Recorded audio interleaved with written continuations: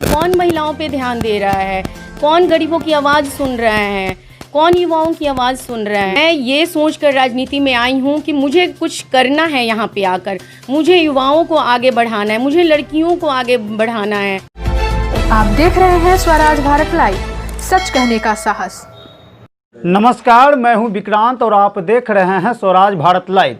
अभी हम पटना के बाढ़ विधानसभा में मौजूद हैं और यहां हम बात करेंगे नमिता नीरज सिंह जी से।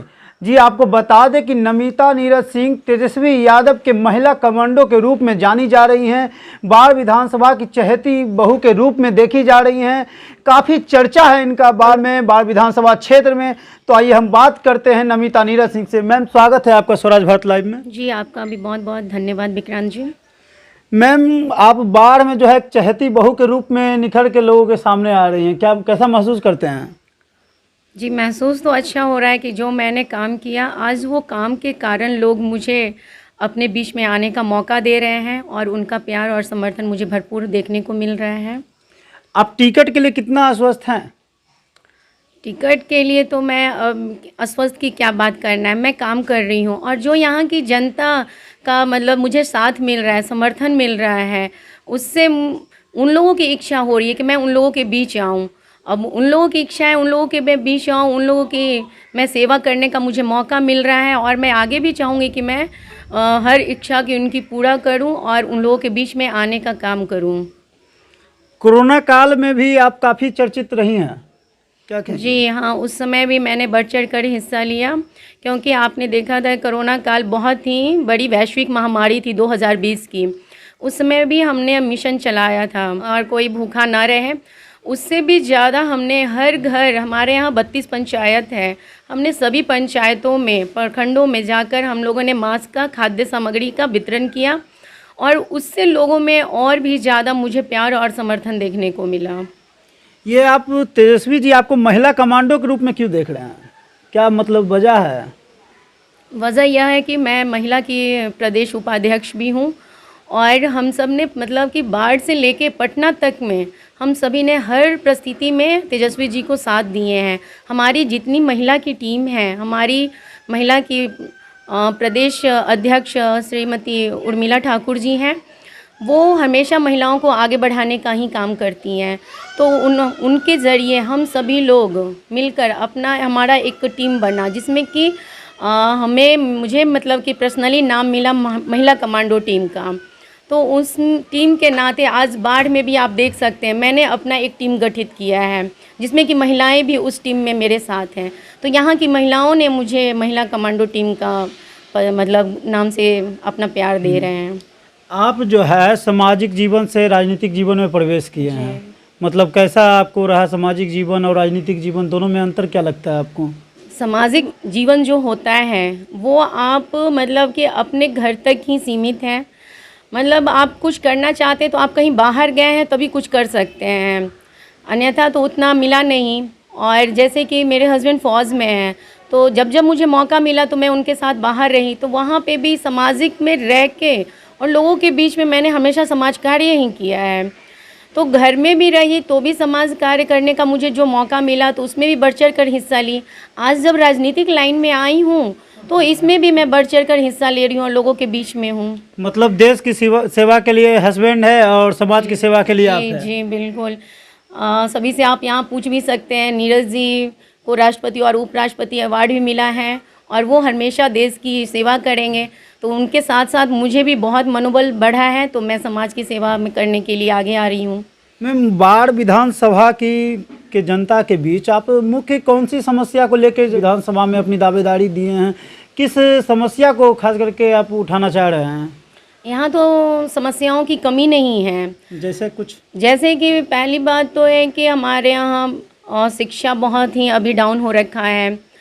यहाँ पे रोज़ी रोज़गार के लिए कोई भी लघु उद्योग, छोटे बड़े कोई भी उद्योग धंधे नहीं हैं। कि जैसे अभी जो कोरोना में वापस लोग आए हैं तो उनको कुछ भी मतलब कि छोटे मोटे लघु उद्योग मिले, कुछ भी कि जिसमें वो अपनी घर का देख रेख कर सकते हैं। फिर हमारे यहाँ बाढ़ विधानसभा एक अनुमंडल, काफ़ी पुराना अनुमंडल है, यहाँ पे पहले भी बाढ़ को जिला बनाने का मुद्दा हमेशा लोग उठाते रहे हैं, लेकिन उन लोग मुद्दा उठाएं और जीते भी, लेकिन बाढ़ को कभी जिला बनाने का कार्य नहीं किए। तो मेरा रहेगा हमेशा कि मैं जब भी आती हूँ, मुझे लोग अपने जनप्रतिनिधि के तौर पे चुनते हैं, मुझे मौका मिलता है तो मैं बाढ़ को जिला बनाने का काम करने का कोशिश में रहूँगी। और जो कि शिक्षा, रोज़गार, अस्पताल यहाँ की बहुत ही ज़्यादा दयनीय स्थिति है। मैंने पूरे बाढ़ विधानसभा में घूमी, यहाँ का मतलब शिक्षा, बेरोज़गारी और जो कि अस्पताल होना चाहिए सभी जगह स्वास्थ्य की, सारा मतलब कंडीशन बहुत ख़राब है। मुद्दे बहुत हैं, मैं कितना भी गिनवा लूँ वो मुद्दे कम ही पड़ेंगे। मतलब बाढ़ में बहुत सारी मूल समस्याएं बहुत ज़्यादा मूल समस्याएं हैं। बाढ़ विधानसभा के विकास के लिए आपके पास कुछ रोड मैप तैयार होगा, मतलब क्या रोड मैप मतलब लेके जाइएगा? रोड मैप में तो आप सबसे पहले तो यहाँ आए दिन जाम बहुत ज़्यादा लगती है। यहाँ का जो मेन हाईवे रोड है, आए दिन आप आए भी होंगे तो देखे होंगे यहाँ की रोड की स्थिति बहुत ज़्यादा ख़राब है। और आए दिन वो स्टेशन जो है वहाँ पे जाम बहुत ज़्यादा भयानक लगता है। तो मेरा रोड मैप पे ये होगा कि मैं सबसे पहले जाम का निवारण करूँ और जहाँ जहाँ पुल की व्यवस्था हो सकती है मैं वो व्यवस्था कराऊँ, क्योंकि लोग बहुत दूर से आते हैं। हमारा बेलछी प्रखंड जो कि बहुत ही आउटसाइड में है, मान लो कि वहाँ पे कोई लेडी प्रेग्नेंट है या किसी को कुछ प्रॉब्लम ही हो गई है तो वहाँ से उनको एक ही अनुमंडलीय अस्पताल है, उनको आने में उस जाम में फंस जाना पड़ता है। तो मेरा है कि उस जाम से मैं निवारण करूँ। और जो मेरा रोड मैप में शिक्षा का है कि मैं हर प्रखंड वाइज ऐसा मतलब स्कूल पे ध्यान दूं कि जहाँ पे रियली में शिक्षा और रोज़ी रोज़गार के बारे में लोगों को समझाया जाए और शिक्षा व्यवस्था अच्छी हो। हमारे यहाँ एक NS ग्राउंड है जहाँ की युवा पीढ़ी के लिए ग्राउंड होना बहुत ज़रूरी है। उसकी भी अभी भी आप जाके दयनीय हालत देख सकते हैं, बहुत ही ज़्यादा दयनीय है। पूरे मतलब ग्राउंड में पानी जमा हुआ है, कहीं कहीं ऐसे ही बालू भरकर वहाँ पे बच्चे मतलब कि अपना दौड़ है, एक्सरसाइज है, बड़े बुजुर्ग सुबह में मॉर्निंग वॉक कुछ भी नहीं कर सकते हैं। तो मेरा रोड मैप बहुत बड़ा है। मैं यही चाहूँगी कि मुझे मौका मिले तो जो मैंने सोचा है मैं वो करके दिखाऊँ। जो समस्या से आप अवगत हैं, जाहिर सी बात है यहाँ की जनता भी उस समस्या से अवगत है, जी। तो कैसे जनता आपके ऊपर भरोसा करेंगे, क्योंकि आपके सामने भी कई दावेदार हैं, तो कैसे भरोसा करेंगे कि उनका समस्या का समाधान आप ही कर पाइएगा? जनता मेरे ऊपर विश्वास कर रही है। आज मैं कहीं भी जा रही हूँ, मेरा अभी आज मेरा वो प्रोग्राम था बच्चों का, वो मिलिट्री, पैरा मिलिट्री, ये सब में जाने के लिए कंपटीशन किया गया था। लड़कियां भी थीं और युवा भी थे। उन लोगों ने पर्सनली मुझे आमंत्रित किए और उन लोगों का पूरा सपोर्ट मुझे देखने को मिला कि वो लोग चाहते हैं कि मैं उन लोगों के बीच में आऊँ, इसलिए कि उन्होंने हमेशा मेरे कार्य को देखा है। मैं तो बता रही हूँ, अभी तक जो भी झंडे उठाने की बात हो, कोविड-19 की बात हो, हर परिस्थिति में देखे हैं कि मैं बाढ़ विधानसभा में हमेशा सक्रिय रही हूँ। मेरे सक्रिय होते हुए देखते हुए आज युवा लोग भी हर प्रोग्राम में मुझे बुला रहे हैं, बुज़ुर्ग लोग का आशीर्वाद मिल रहा है। कल मेरी महिला का भी प्रोग्राम था, महिला मोर्चा का, तो उसमें भी महिलाओं ने मुझे आमंत्रित किए। तो चारों तरफ से जब मुझे सभी का विश्वास मिल रहा है, साथ मिल रहा है, समर्थन मिल रहा है, तो मुझे विश्वास है कि लोग मुझे चाह रहे हैं कि मैं उन लोगों के बीच में आऊं और उनकी जो समस्या है मैं उनकी निवारण कर सकूं। अच्छा मैम, लोग कहते हैं कि राजनीति का एक दलदल है और आप एक महिला होकर इस दलदल में घुसने का कैसे सोचें? ये अपनी अपनी सोच होती है। अब उनकी सोच है कि राजनीतिक दलदल है। मैं ये सोचकर राजनीति में आई हूँ कि मुझे कुछ करना है यहाँ पे आकर। मुझे युवाओं को आगे बढ़ाना है, मुझे लड़कियों को आगे बढ़ाना है, जो कि आज हमारे यहाँ बड़े बुजुर्ग, उनको हर तरह की सुविधा मिलनी चाहिए थी, वो सुविधा नहीं मिल रही है।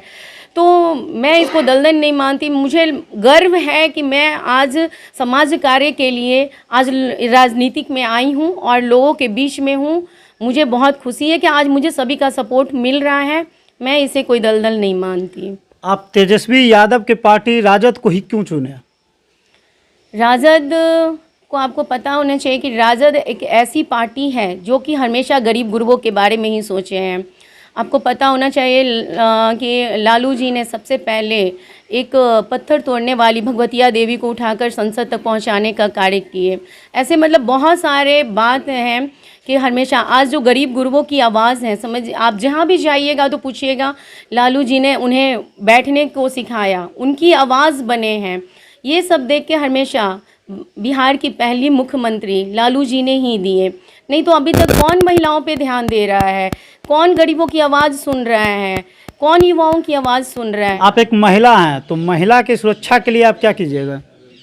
जी, महिला की सुरक्षा तो मुझे सबसे ज़्यादा उस पर भी ध्यान देना होगा, क्योंकि एक मैं भी एज ए महिला पर्सन हूँ।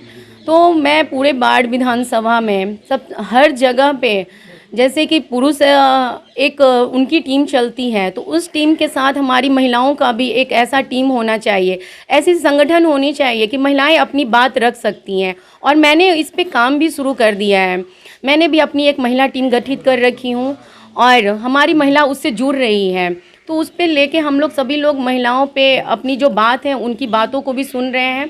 जैसे कि और जो गांव-गांव दूर-दूर पे जो महिलाएं हैं उनके लिए यहाँ उनके पास भी एक सुविधा केंद्र जो बना रहे हैं हम लोग, वहाँ पे वो महिलाएं अपनी बातों को रखेंगे और पूरे मतलब कि स्वास्थ्य सुविधा सभी के साथ, हम महिलाओं के साथ में। जनता अपनी समस्या लेकर डायरेक्ट आपसे कैसे मिलेंगे, कैसे उनका समाधान करेंगे उन समस्या का?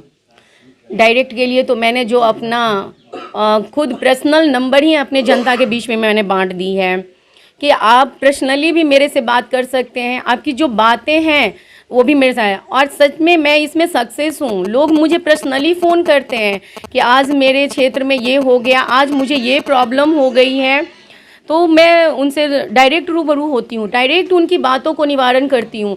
और जो कि मैं अभी किसी मतलब कि मुकाम पे नहीं हूँ, फिर भी अभी महिलाओं का भी जो भी समस्याएं हैं, युवाओं की जो भी समस्याएं हैं, वो मैं सुनने का काम कर रही हूँ। आपने बेरोजगारी की बात की थी, तो बेरोजगारी मतलब ख़त्म करने के लिए क्या कीजिएगा, कैसे रोजगार दीजिएगा युवाओं को? मैंने तो वही जैसे हमारे यहाँ बाढ़ विधानसभा में एनटीपीसी है, एनटीपीसी के साथ में ही गंगा जी का भी है, तो आप समझ ही सकते हैं एनटीपीसी है तो जो कि आप बाहरी को जॉब दे रहे हैं वो लोग भी आ रहे हैं, तो हमारे यहाँ लोगों का ज़मीन गया हुआ है। तो मैं चाहूँगी ज़्यादा से ज़्यादा कोशिश रहेगा कि उसमें उनको ही मुहैया कराया जाए। छोटे मोटे लघु उद्योग होना चाहिए, तो हमने इस पे भी हम लोगों ने विचार किया है। हम लोग का जो कि लॉबी जो भी चल रहा है बहुत ज़्यादा हम लोग बना रखे भी हैं कि ऐसे ऐसे छोटे मोटे लघु उद्योग हो और महिलाओं के लिए, जैसे कि वो जीविका वाला जो वो लोग चला रखे हैं, वो समझिए कि एक चुनावी उनका मुद्दा था, वोट लेना था। लेकिन हम लोग जब हमारी पार्टी आती है सरकार से और मुझे बाढ़ से मौका मिलता है, तो जो कि महिलाओं के लिए जीविका में जो साधन और प्रशिक्षण होना चाहिए था वो नहीं है, तो उनको पूरी तरह से हम लोग हर चीज़ मुहैया कराएंगे। और युवाओं के लिए पूरे बाढ़ विधानसभा में छोटे मोटे लघु उद्योग का भी स्थापना करवाएंगे, जिसमें कि वो युवा वर्ग भी उसमें अपना काम कर सकते हैं। आप महिला होने के नाते युवाओं को ज़्यादा महत्व दीजिएगा या युवतियों को? मेरे लिए तो दोनों बराबर हैं, क्योंकि मैं दोनों को लेकर चलना चाहूँगी साथ, क्योंकि दोनों एक कहते हैं ना रेल के पहिए हैं। क्योंकि युवाओं के बिना महिलाएं आगे नहीं बढ़ सकती हैं, महिलाओं के बिना युवाओं का भी साथ नहीं हो सकता है। तो मैं चाहूँगी दोनों एक दूसरे का सपोर्ट करें, दोनों साथ मिलकर आगे बढ़ें, तो हमारा बाढ़ ज़्यादा ही अच्छा होगा। बाढ़ की जनता को आप क्या मैसेज देना चाहिएगा? बाढ़ की जनता को मैं यही मैसेज देना चाहती हूँ, आप लोग अब किसी झलावे में मत आएँ, क्योंकि जो कि अभी शिलान्यास हो रहा है बाढ़ विधानसभा में, क्या ये 15 साल 5 साल में शिलान्यास नहीं हो रहा था? अभी टूटे फूटे रोडों का उद्घाटन हो रहा है। तो मैं पूरे बाढ़ विधानसभा की जनता को आपके मीडिया के माध्यम से यही चाहती हूँ कि आप इस झलावे में ना आएँ, अपनी पहचान को समझें, अपनी आवाज़ को बुलंद करें और गलत लोगों का साथ ना दें, क्योंकि इस बार की गलती आपको फिर 5 साल भुगतनी पड़ेगी। अपनी अहमियत को समझें और आगे बढ़ें सभी लोग। जी बहुत बहुत धन्यवाद। तो आपने सुना, ये थी नमिता नीरज सिंह, जो कि लालू यादव की पार्टी तेजस्वी यादव के महिला कमांडो के रूप में जानी जाती हैं और बाढ़ विधानसभा की चहेती बहू के रूप में जानी जा रही हैं। इनका कहना है कि इनके हस्बैंड जो है देश की सेवा में बॉर्डर पर तैनात रहते हैं और ये अपने क्षेत्र की सेवा में, समाज की सेवा में हमेशा तत्पर रहते हैं। तो इसी तरह बिहार के तमाम विधानसभाओं से आपको रूबरू करवाएंगे, तमाम खबरों से रूबरू करवाते रहेंगे। आप देखते रहें स्वराज भारत लाइव। धन्यवाद। ऐसे अन्य कई खबरों के लिए बने रहें हमारे साथ। अगर आपको वीडियो पसंद आया हो तो लाइक करें, सब्सक्राइब करें अपने कमेंट्स दें और हाँ, बेल आइकन क्लिक करना ना भूलें। धन्यवाद।